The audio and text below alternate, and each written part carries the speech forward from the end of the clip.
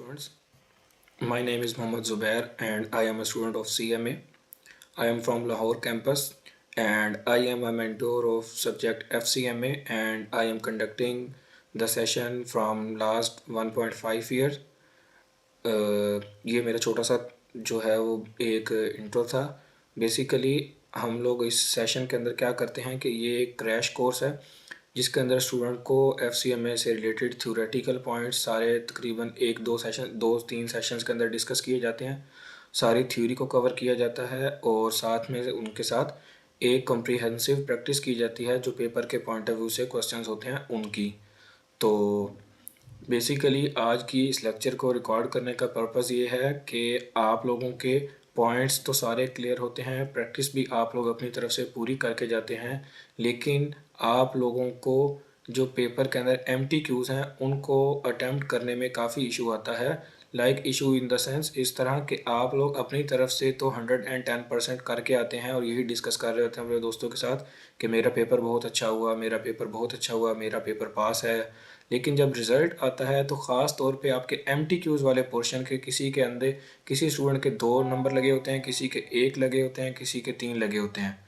तो अब वजह क्या होती है वहाँ पे? बेसिकली वजह ये होती है कि आप लोग वैल्यूज़ के पॉइंट ऑफ व्यू से बहुत अच्छी जो है वो प्रैक्टिस करके जाते हैं, लेकिन आप लोग जो है वो डिस्क्रिप्टिव मतलब थ्योरी के पॉइंट ऑफ व्यू से आप लोगों की जो प्रैक्टिस है वो बहुत वीक होती है।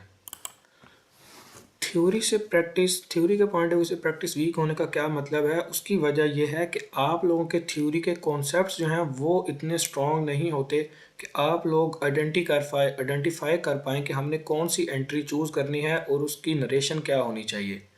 तो बच्चा जो है वो एग्ज़ाम के अंदर जो फॉर्मेट होता है FCMA का वैल्यूज़ वाले पोर्शन में, तो वो वैल्यूज़ एग्जैक्ट वैसे ही लिख रहा होता है जैसी उसने प्रैक्टिस की होती हैं। लेकिन क्योंकि ये अब हमारा कंप्यूटर बेस्ड एग्ज़ाम होता है तो यहाँ पे आप लोग मिस्टेक क्या करते हैं कि आप लोग उसको कंप्यूटर के पॉइंट ऑफ व्यू से जज नहीं कर पाते, आप लोग उसको कंप्यूटर के पॉइंट ऑफ व्यू से टैकल नहीं कर पा रहे होते। आप लोग क्योंकि रजिस्टर पर प्रैक्टिस करके जाते हैं, मॉक भी आप लोग इतना ख़ास नहीं प्रिपेयर करते, तो इस वजह से पेपर में क्योंकि जो कंप्यूटराइज एंट्री होती है डेटाबेस की वो थोड़ी सी डिफरेंट होती है और आपकी रजिस्टर वाली एंट्री डिफरेंट होती है। तो बच्चा वहाँ पे जाके कह रहा होता है कि मेरे पास वो एंट्री नहीं थी जो मैंने प्रैक्टिस की थी, यहाँ पे सारी एंट्रीज ही चाहिए थी।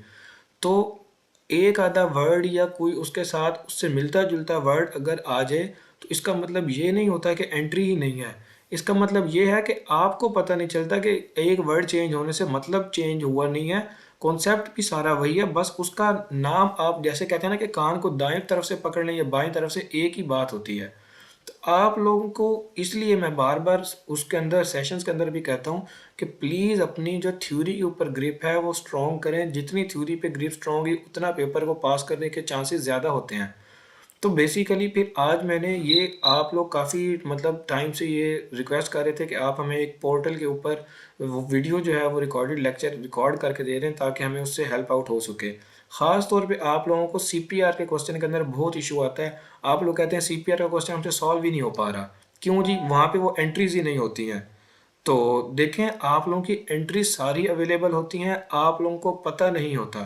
ठीक है, तो अब हम आज की इस वीडियो में क्या करेंगे कि हम लोग अपनी जो मैं एक आप लोगों को CPR का क्वेश्चन सॉल्व करके दिखाऊंगा और दिखाऊंगा कि मेरे 10 आउट ऑफ 10 मार्क्स आएंगे, लेकिन आप लोगों के नहीं आ रहे होते।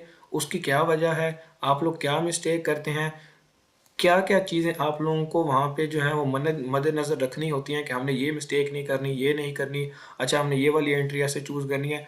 तो बेसिकली हम लोग इस रिकॉर्डेड लेक्चर के अंदर वो वाला क्वेश्चन सॉल्व करेंगे CPR का, ताकि आप लोगों को पता चल सके, आइडेंटिफाई कर सकें आप लोग लेक्चर देके कि हम लोग क्या मिस्टेक कर रहे होते हैं, क्या नहीं कर रहे होते।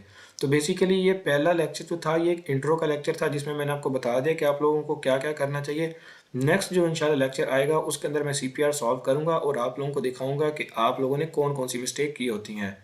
तो इस वीडियो में और इस लेक्चर में आज के लिए इतना ही काफ़ी था।